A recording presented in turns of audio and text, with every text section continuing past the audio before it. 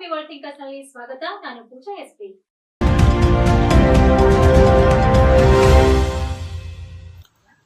ಕರ್ನಾಟಕ ರಾಜ್ಯ ಸರ್ಕಾರಿ ನೌಕರರ ಸಂಘದ ನೂತನ ಜಿಲ್ಲಾಧ್ಯಕ್ಷ ಸೋಮಶೇಖರ್ ಬಿರಾದರ್ ಚಿದ್ರಿ, PLD ಬ್ಯಾಂಕಿನ ಅಧ್ಯಕ್ಷ ರಾಜ್ಕುಮಾರ್ ಮಾಳ್ಗೆ, ನೂತನ ಸಂಸದ ಸಾಗರ್ ಈಶ್ವರ್ ಖಂಡ್ರೆ ಅವರಿಗೆ ಮಸ್ಟಿಫ್ ಸೆಲೆಕ್ಟ್ ಸಭಾಂಗಣದಲ್ಲಿ ನಡೆದ ಸಮಾರಂಭದಲ್ಲಿ ಆತ್ಮೀಯವಾಗಿ ಸನ್ಮಾನಿಸಿ ಗೌರವಿಸಲಾಯಿತು.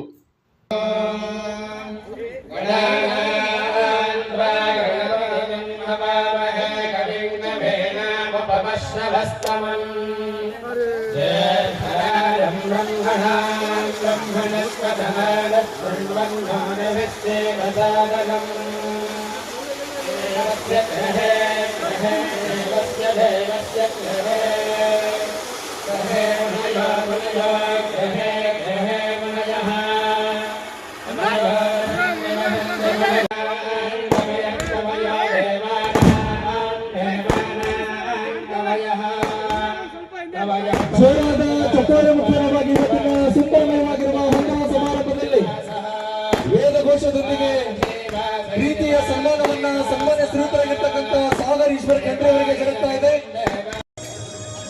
ವೇದಿಕೆಯಲ್ಲೂ ಈಗ ಆಸಕ್ತರಾಗಬೇಕಾಗಿ ವಿನಂತಿಸಿಕೊಳ್ತಾ ಇದ್ದೇನೆ.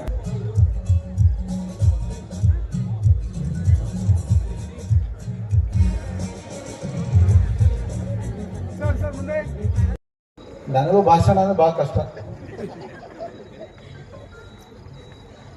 ಇವತ್ತ ಕರ್ನಾಟಕ ರಾಜ್ಯ ಸರ್ಕಾರಿ ನೌಕರರ ಸಂಘ ಬೀದರ್ ಹಾಗೂ PLD ಬ್ಯಾಂಕ್ ವತಿಯಿಂದ ಸಾಗರ್ ಖಂಡ್ರೆ ಸಾಹೇಬರಿಗೆ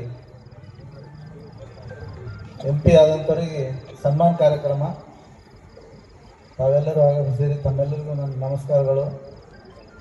ವೇದಿಕೆ ಮೇಲೆ ಇದ್ದಂಥ ಎಲ್ಲ ಗಣ್ಯರಿಗೂ ಮತ್ತು ಸಾಗರ್ ಖಂಡ್ರೆ ಸಾಹೇಬರಿಗೂ ನನ್ನ ಹೃತ್ಪೂರ್ವಕ ನಮಸ್ಕಾರಗಳು ಸಲ್ಲಿಸಿ, ಮುಂದಿನ ಇನ್ನ 1 ವರ್ಷ ಆಯ್ತು ಸರ್, ಈಗ 8 ತಿಂಗಳಾಯ್ತು. 5 ವರ್ಷ ಇರ್ತದಲ್ಲ ಟೋಟಲ್. ಇನ್ನ ಇಷ್ಟು 4 ವರ್ಷ ಇದು ಇರ್ತದೆ. ಒಂದೊಂದು ದಿನ ನೀವು ಅವ್ರ ಜರ್ನಿ ಇದು ನೀವು ಇಂಡಿವಿಜುವಲ್ ನೋಡಿದ್ರೆ ಎಲ್ಲ ಗೊತ್ತಿಲ್ಲ. ನಾನು ಪರ್ಸನಲಿ ನೋಡೀನಿ. ಭಾಳ ಡೆಡಿಕೇಟೇಷನ್ ಆಗಿ ವರ್ಕ್ ಮಾಡತ್ತಾರ. ಮಾತಾಡೋಕೆ ಬರೋದು ಅಂತ ಹೇಳಿದ್ರಲ್ಲ, ಭಾಳ ಇಂಪ್ರೂವ್ ಆಗ್ಯದ ಸರ್. ಭಾಳ ಅಂದ್ರೆ ಭಾಳ. ಫಸ್ಟ್ ಭಾಷಣ ಬಿ ಕೇಳಿದೆವು. 371 ಬಗ್ಗೆ ಸ್ವಲ್ಪ ಕುಂದುಕೊರತೆಗಳವ ನಮ್ಮಲ್ಲಿ. 371 ರಿಸರ್ವೇಷನ್ ಹೈದರಾಬಾದ್ ಕರ್ನಾಟಕದ ಏನು ಸಮಸ್ಯೆ ಅದ ಅಂದ್ರೆ ಸೆಲೆಕ್ಷನ್ ಪ್ರೊಸೀಜರ್ ಭಾಳ ಸಿಸ್ಟಮ್ ಅದು ಇದು ಸರ್. ಅದ್ರ ಬಗ್ಗೆ ತಮ್ಮ ಗಮನಕ್ಕೆ ಅದನ್ನೆಲ್ಲ ಗೊತ್ತಿಲ್ಲ. ಕರ್ನಾಟಕ ಸ್ಟೇಟ್ದಾಗ ಇದು 371 ಅದ. 371 ಫಸ್ಟ್ ತೆಗೆದು ಕರ್ನಾಟಕ ಬೇರೆ ಕಲ್ಯಾಣ ಕರ್ನಾಟಕ ತೆಗೆದು ಆಮೇಲೆ ಸೆಲೆಕ್ಷನ್ ಮಾಡ್ತಾರೆ. ಅದಕ್ಕೆ ನಮ್ದು ಉದ್ದೇಶ ಏನದ ಅಂದ್ರೆ ಕಲ್ಯಾಣ ಕರ್ನಾಟಕ ಅಂದ್ರೆ ಒಂದು ರಿಸರ್ವೇಷನ್ ಅದ. ಫಸ್ಟ್ ಸ್ಟೇಟ್ದಾಗ ತೆಗೀರಿ, ಆಮೇಲೆ ಕಲ್ಯಾಣ ಕರ್ನಾಟಕದವ್ರಿಗೆ ಕೊಡ್ರಿ ಅಂತ. ಅದಕ್ಕೇನಾಯ್ತು, ಪರ್ಸೆಂಟೇಜ್ ಕಮ್ಮಿ ಇದ್ರು ಬಿ ನಮ್ಮದು 371 ಜಾಸ್ತಿ ಜನ ಸೆಲೆಕ್ಟ್ ಆಗೋ ಚಾನ್ಸಸ್ ಇರ್ತದ. ಮತ್ತು ನೌಕರದಾರ ನಮ್ಮಲ್ಲಿ ಜಾಸ್ತಿ ಆಗೋ ಚಾನ್ಸಸ್ ಇರ್ತದೆ. ನಮ್ಮಲ್ಲಿ ಗ್ರೂಪ್ ಸಿದವ್ರಿಗೆ 80% ಇರ್ತದೆ. ಅದ್ ಕಡೆ 8% ಇದ್ದಿದ್ರಾಗ ಕರೆಕ್ಟಾಗಿ ಇಂಪ್ಲಿಮೆಂಟ್ ಆಗೋದಿಲ್ಲ.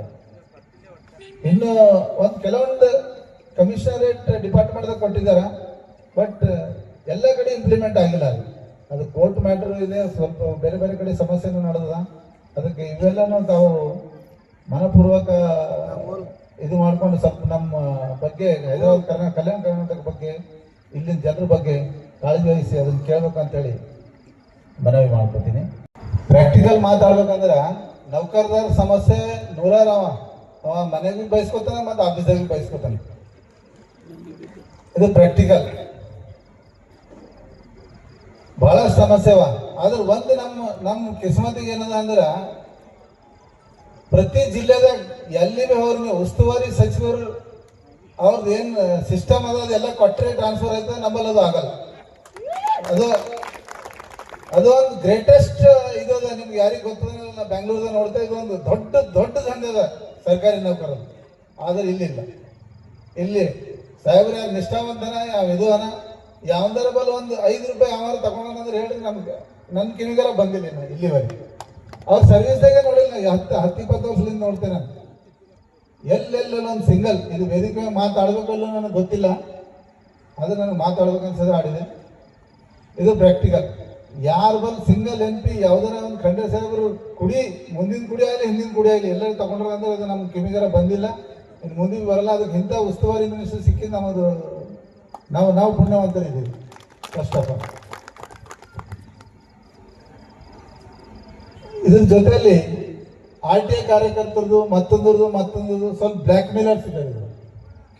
ಸರ್ಕಾರಿ ನೌಕರರು ಸಿಕ್ಕಾಕ್ಸಿ ಬ್ಲ್ಯಾಕ್ ಮೇಲ್ ಮಾಡೋಂಥ ಜನ ಬಿ ಇದ್ದಾರೆ, ಒಳ್ಳೆಯವರು ಇದ್ದಾರೆ, ಕೆಟ್ಟವರು ಇದ್ದಾರೆ, ಇಲ್ಲ ಅಂತಿಲ್ಲ. ಆದರೆ ಇವು ನಮ್ಮ ನೌಕರದಾರ ಏನೋ ಒಂದು ತಪ್ಪು ಮಾಡ್ದ, ಇಲ್ಲ ಮ್ಯಾಗಿನ ಅಧಿಕಾರಿ ಹೇಳಿದ್ರು ಬಿ ತಪ್ಪು ಮಾಡ್ದ, ಅಂಥ ಸಿಚುವೇಶನ್ದಾಗ ಅವನಿಗೆ ಸಿಕ್ಕಾಕ್ಸಿ ಅವನಿಗೆ ಕಷ್ಟ ಕೊಡೋರು ಜನ ಭಾಳ ಇದ್ದಾರೆ. ಅದಕ್ಕೆ ಅವಕ್ಕೆಲ್ಲಕ ಅಂತೇಳಿ ಸಂಘಟನೆ ಅದ. ಅದಕ್ಕೆಲ್ಲಕ ನಾವು ಫಸ್ಟ್ ಕರೆಕ್ಟ್ ಆಗಿದ್ದೇವಲ್ಲ, ಯಾವನಿಗೆ ಹೆದರ ಜರುತ್ತಿಲ್ಲ. ನೌಕರದಾರ ಇದೊಂದು ಮೈಂಡ್ ಫೀಡ್ ಮಾಡ್ಕೋಬೇಕು. ನಾವು ಕರೆಕ್ಟಾಗಿ ಮಾಡಿದ್ರೆ ಯಾವುದೇ ಕೆಲಸಕ್ಕೆ ಯಾವುದೇ ಇದಕ್ಕೆ ನಮ್ಮಲ್ಲಿ ನಮ್ಮ ಲೀಡರ್ಸು ನಮ್ಮ ಇದರವರು ಯಾರು ಅಂತ ನಮ್ಮ ಡಿಸ್ಟಿಕ್ದಾಗ ನಾನು ನೋಡಪಟ್ಟು ಬೇರೆ ಡಿಸ್ಟಿಕ್ದಾಗ ಇದ್ದಾರೇನು ಕರೆಕ್ಟ್ ಮಾಡೋರಿಗೆ ಎಂಪ್ಲಾಯೀಸಿಗೆ ಯಾರು ಯಾವ ಲೀಡರು ತೊಂದರೆ ಕೊಡುವಂಥವ್ರು ಯಾರು ಇಲ್ಲ. ಅದರೊಳಗೆ ಮತ್ತು ನಮ್ಮ ಉಸ್ತುವಾರಿ ಮಿನಿಸ್ಟರ್ ಸಾಹೇಬರ ಅವ್ರದ್ದು ಎಷ್ಟು ಪರಿಗಣನೆ ಮಾಡಿದ್ರು ಬಿ ಕಮ್ಮದ.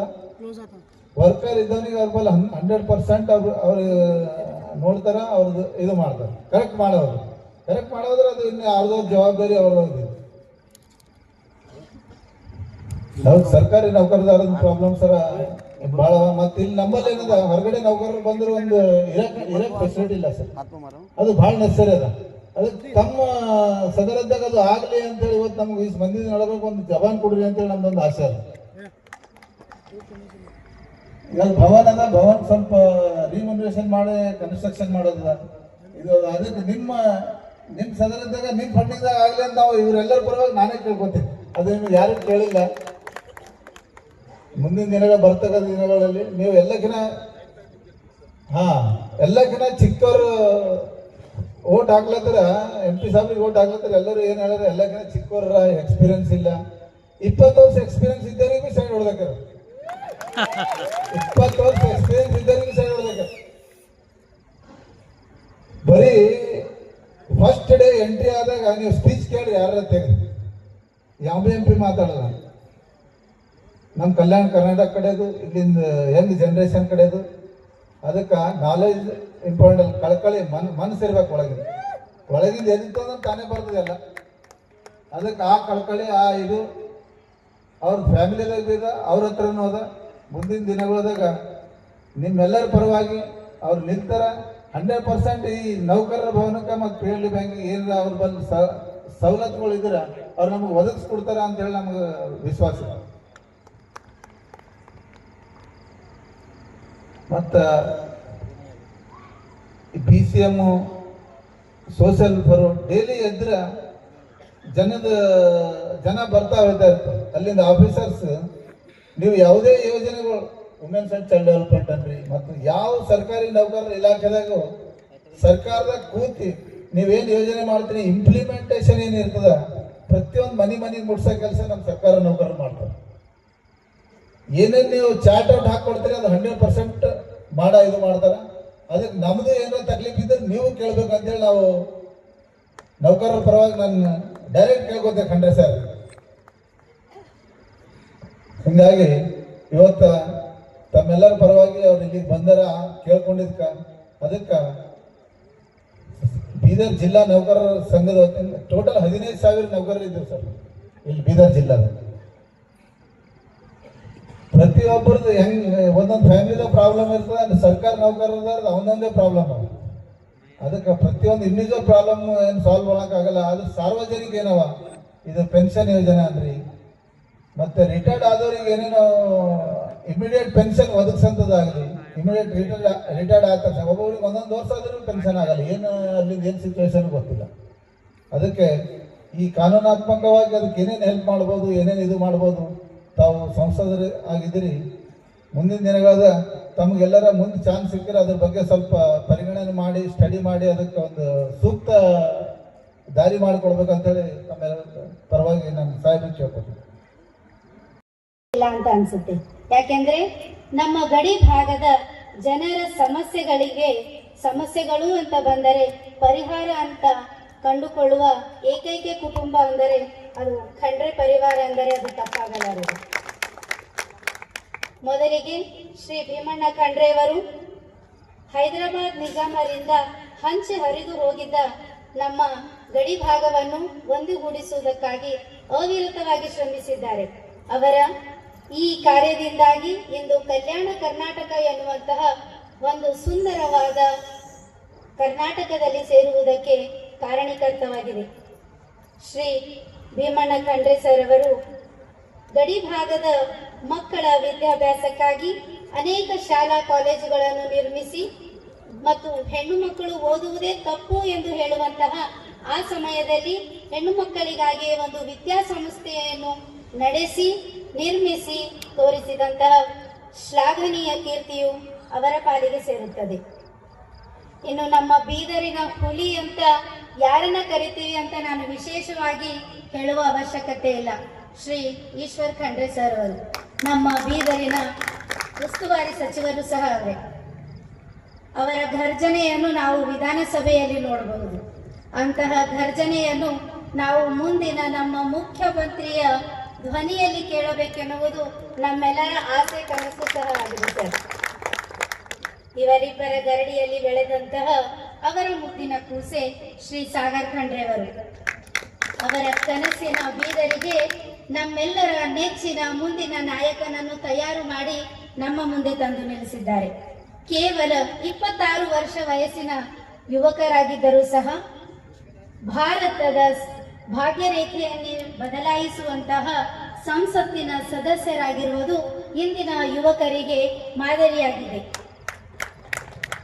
ಅಂತ ಯುವಕರ ಕಣ್ಮಣಿಯಾಗಿರುವಂತಹ ಶ್ರೀ ಸಾಗರ್ ಖಂಡ್ರೆಯವರು ಸಂಸತ್ತಿನಲ್ಲಿ ಮಾತಾಡುವಾಗ, ಪ್ರಶ್ನೆ ಕೇಳುವಾಗ ಯಾವ ವಿಷಯದ ಬಗ್ಗೆ ಕೇಳಬಹುದು ಅನ್ನುವಂತಹ ಕುತೂಹಲ ನನ್ನಲ್ಲಿಯೂ ಸಹ ಇತ್ತು ಸರ್.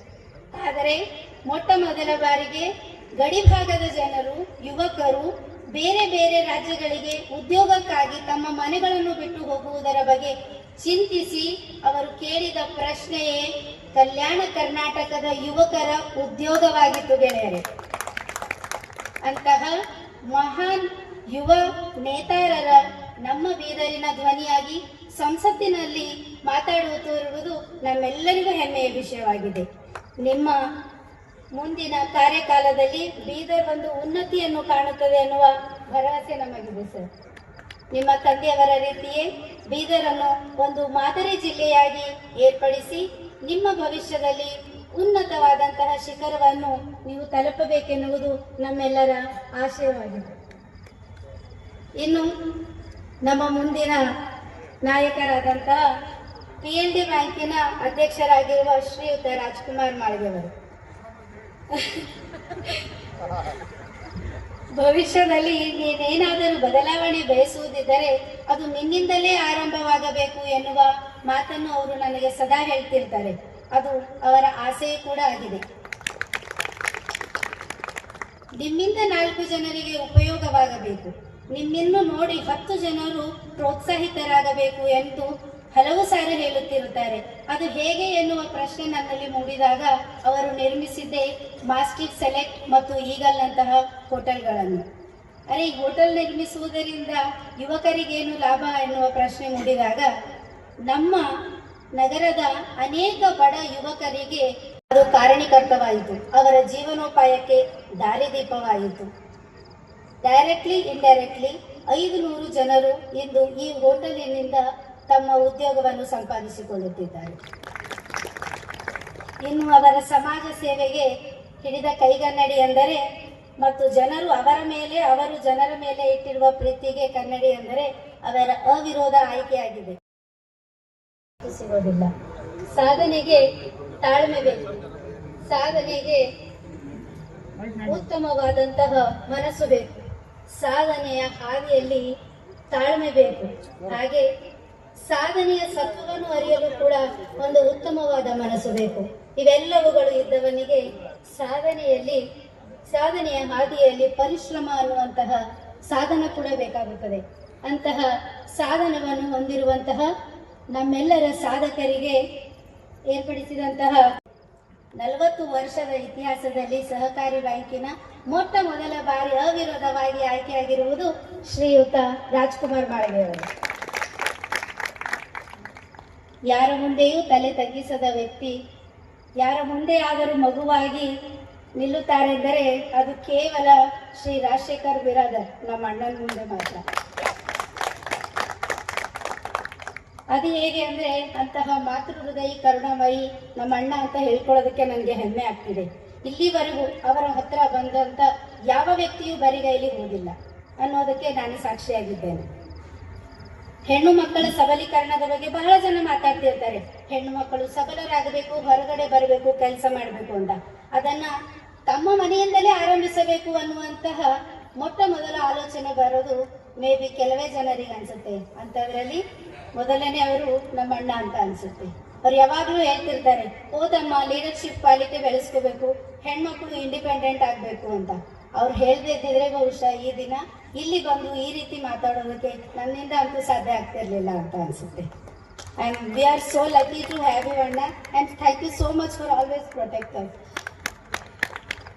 ಮತ್ತೆ ನನ್ನ ಹೆಣ್ಮಕ್ಳು ಬೆಳೀತಾ ಹೋದ್ರೆ ಗಂಡಸರಿಗೆ ಸಹಿಸಕ್ಕಾಗಲ್ಲ ಅಂತ ತುಂಬಾ ಹಳೆ ಕಾಲದ ಹೆಣ್ಮಕ್ಳು ಹೇಳ್ತಾ ಇರ್ತಾರೆ ನನಗೆ.